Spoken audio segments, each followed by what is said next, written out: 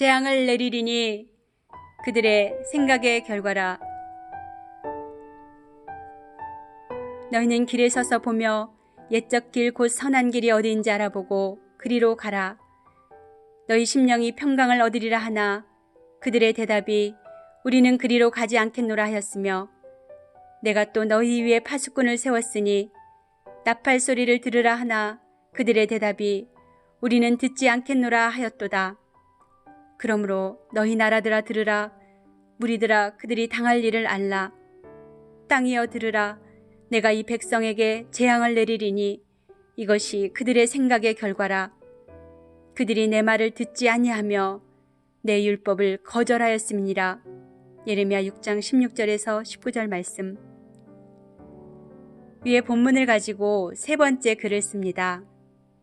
첫 번째는 옛적 길, 곧 선한 길로 가라.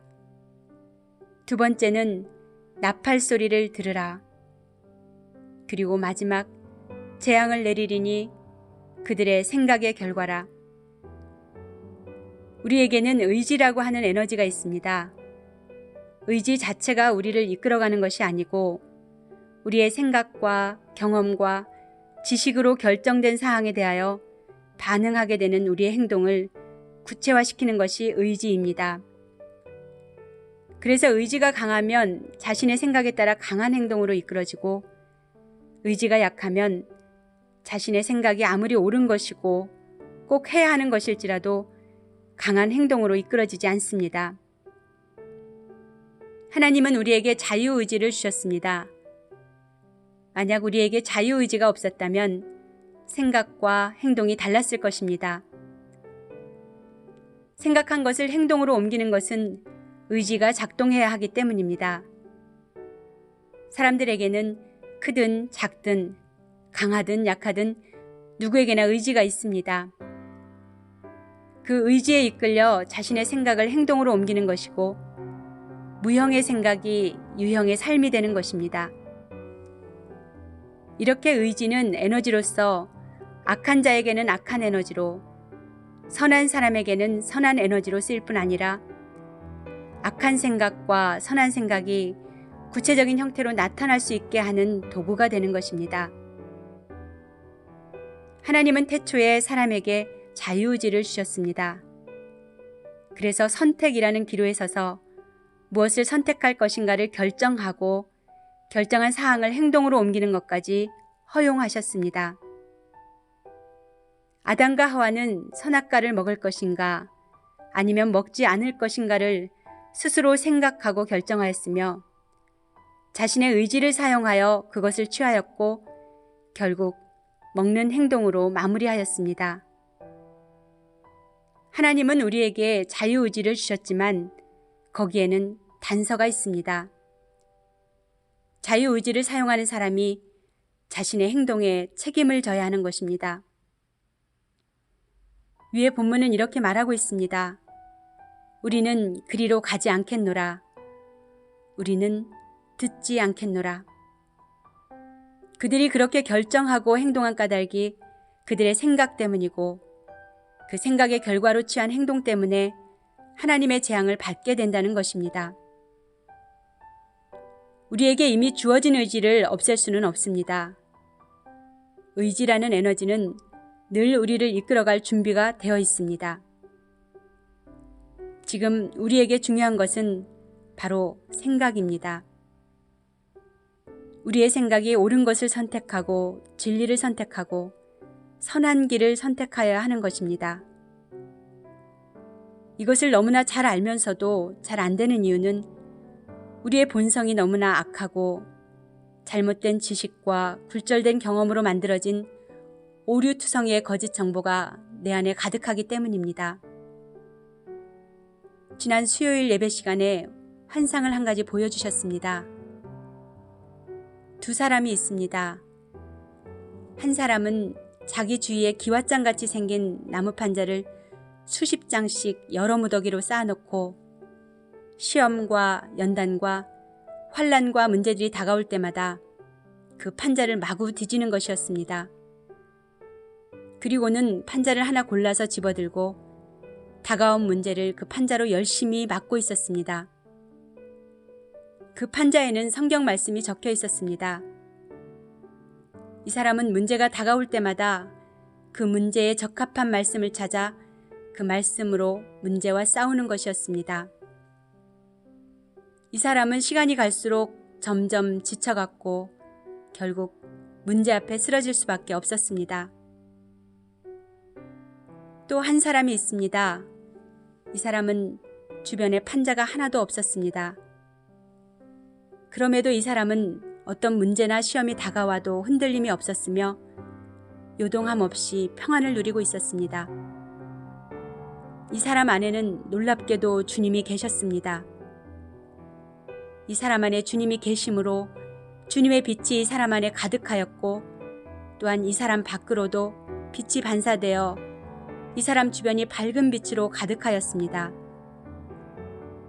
어둠으로부터 날아온 모든 문제와 시험과 환난들이 빛에 닿자마자 다 녹아 사라졌고 이 사람은 평안한 상태를 계속 누리고 있었습니다.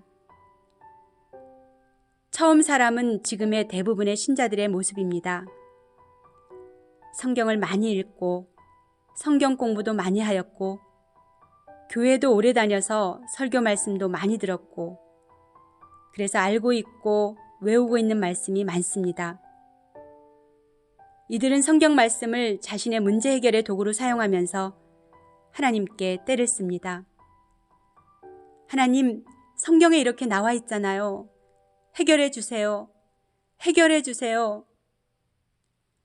하나님의 계획과 의도와는 전혀 상관없는 오직 자신만의 유익과 자신의 욕구와 의지를 충족시키는 수단으로서 하나님의 말씀을 사용하는 것입니다. 어떻게 하여야 두 번째 사람같이 온전히 주님과 하나 될 수 있을까요? 본문 말씀은 이렇게 말하고 있습니다. 옛적 길, 곧 선한 길로 가라. 기도의 목적을 바꾸십시오. 문제 해결이 아닌 주님 자신을 만나고 사귀는 시간으로서의 기도 시간을 가져야 합니다. 1시간이고 2시간이고 주님만 찾으십시오.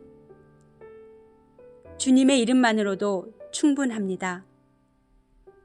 주님만을 사랑하기 위하여, 주님의 마음을 알기 위하여, 주님을 느끼기 위하여, 주님이 내 안에 계시기를 원하여 주님의 이름을 부르십시오. 주님만을 구하고 주님만을 찾으십시오. 옛적 길 선한 길에 대한 글에서 선한 길이란 여호와의 이름을 성전에 두는 것이라 하였습니다. 그것은 문패의 이름이 바뀌는 것이고 그동안 내가 내 이름으로 살았다면 이제는 내 문패에 그리스도의 이름이 적히는 것이라 하였습니다. 위의 환상 중 두 번째 사람은 그리스도가 주인이 된 사람입니다. 그리스도가 주인이 되면 그리스도의 생각을 심장으로 느끼게 되며 내 지식 체계가 바뀌게 됩니다.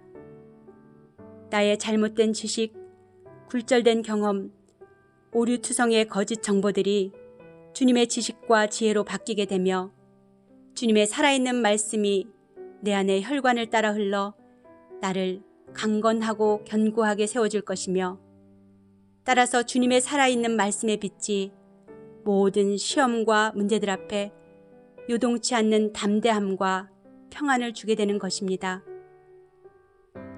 옛적 길, 곧 선한 길로 갈 때에 심령이 평강을 얻으리라 말씀하십니다. 오늘 말씀의 제목을 생각해 보십시오. 재앙을 내리리니 그들의 생각의 결과라. 우리의 생각을 생각하십시오. 나는 누구의 생각을 소유하였는가? 나는 누구의 생각으로 행동하는가? 이 생각의 결과는 평안이 될 수도 있으며 재앙이 될 수도 있습니다. 주님께서 나의 주인이 되시고 내 안에 좌정하셔서 나와 함께 계신다면 나는 주님의 생각으로 살게 될 것입니다. 무엇을 소유하기 원하십니까? 주님만을 소유하십시오. 무엇을 생각하기 원하십니까? 주님의 생각을 생각하십시오. 무엇을 행동하기 원하십니까? 주님의 요구를 행동하십시오. 그 무엇과도 주님을 바꾸지 마십시오. 주님만을 소유하여야 합니다. 이 시대를 분별하여 깨어있기를 소원합니다. 주님은 곧 오십니다.